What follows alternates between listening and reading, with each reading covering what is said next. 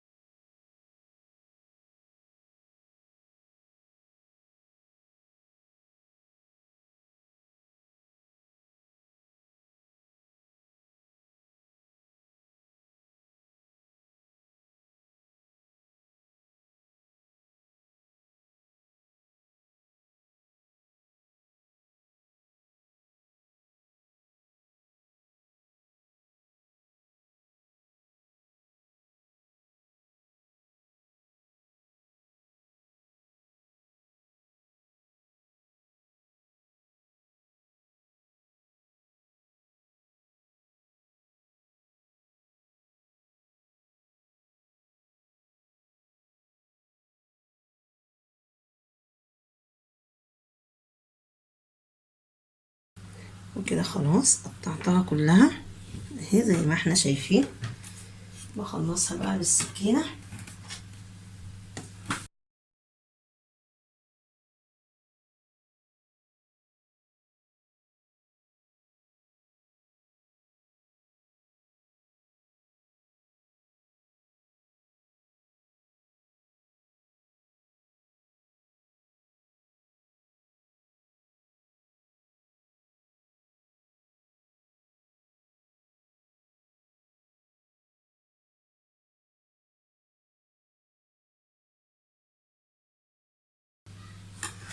ودلوقتي زي ما احنا شايفين انا قطعتها كلها شرايح اهي. وممكن نعملها ارفع من كده كمان عشان نعرف نتحكم فيها نقشرها اهي. هي كبيرة بسم الله ما شاء الله. انا جايباها 6 كيلو ونص، عشان كده هعمل منها كذا صنف. ما ينفعش اعملها كلها صنف واحد. زي ما احنا شايفين اللب بتاعها ما بيترماش، بيتعمل لان كله فوائد القرع العسلي حتى القشرة.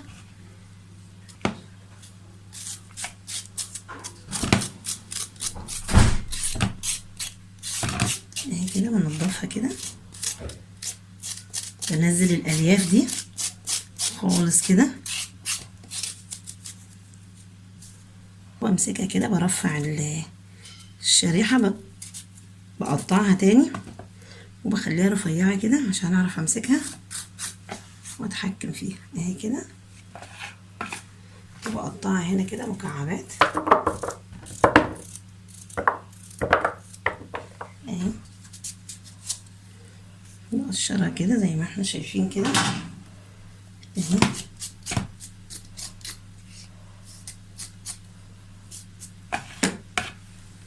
نقطعها هنا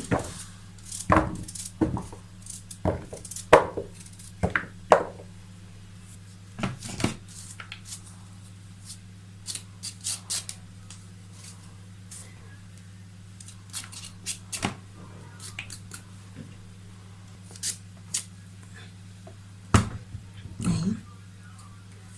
برفعها كده بتبقى سهلة في التقشير، وكل واحد طبعا بيقشرها بطريقته اهي. بقطعها كده، هكملهم كلهم بالشكل ده كده وارجع لكم ان شاء الله. وكل كيلو انا بحط له ربع كيلو سكر، واللي عاوز يزود براحته اهي كده خلاص. وادي اللب بتاعها غسلته، بتسيبيه ينشف، بعد كده بتحمصيه بحبة ملح، او ممكن تحمصيه بنقطة زيت صغيرة. ودلوقتي هجيب الحلة هفضيه فيها،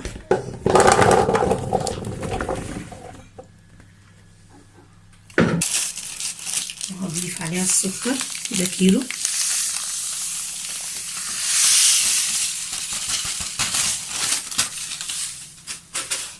وهفضي كمان نص كيلو.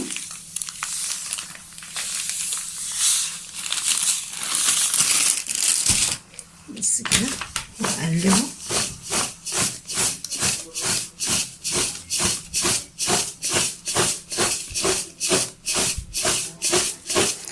بالسكر كده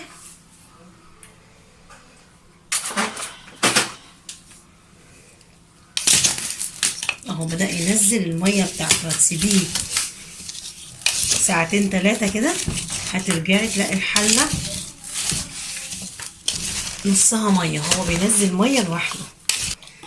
ودلوقتي انا هسيبه ساعتين 3 كده، ونرجع نشوف هنعمل ايه كمان. بسم الله الرحمن الرحيم. ودلوقتي بعد ما سبتهم اكتر من 3 ساعات زي ما احنا شايفين نزل المية بتاعته كلها، انا محطتوش مية خالص اهو زي ما احنا شايفين. قالوا كمان كانوا مالين الحلة. دلوقتي هروح بيهم على البوتاجاز، ودلوقتي هوديهم على البوتاجاز اسويهم ونشوفهم. زي ما قلت لكم انا هعمل منها مهلبية، وهعمل بالبشاميل، وهعمل جزء مربى، فهناخد منها جزء جزء بس هسويها مرة واحدة مع بعض. ودلوقتي زي ما احنا شايفين استوى اهو خلاص اهي. هغرف الكمية اللي انا عايزاها اعملها مهلبية، وهنشوف هنعمل ايه كمان ان شاء الله. ودلوقتي هنبدأ نعمل المهلبية.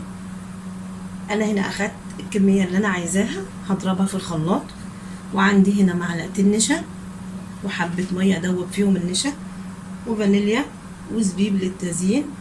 وطبعا مفيش سكر لان انا محلية هنا جامد، فمش هحتاج سكر تاني، كده كفاية قوي. اللي عاوز يزود طبعا براحته. هضربهم في الخلاط وارجع لكم ان شاء الله. هنا ضربتهم اهو في الخلاط زي ما انتم شايفين. هفضي الفانيليا على الخليط ده، اقلبها كده، وهجيب هنا النشا هحط في الميه.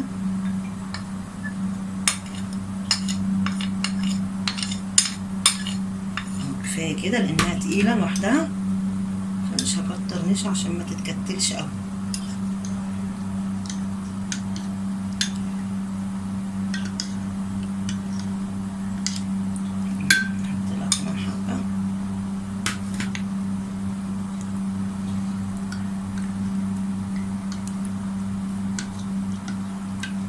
وافضي القرع العسل هنا كده، اشطفها بحبة مية.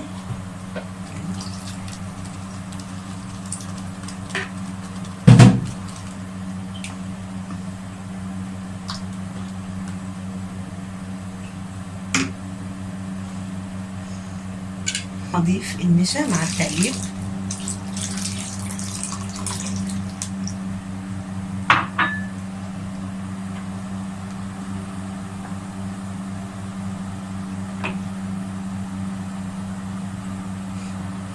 وهضيف معاها حبة زبيب حسب الرغبة، اللي عاوز يضيف معاها وهي بتغلي براحته، اللي مش عاوز يحط على الوش بس ماشي.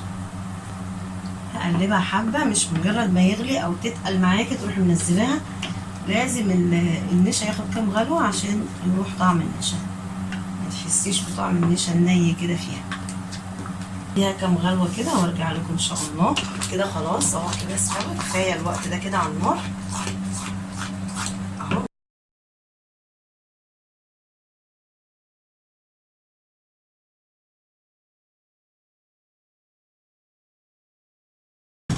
بس كده خلاص، ونشوفها في الشكل النهائي ان شاء الله.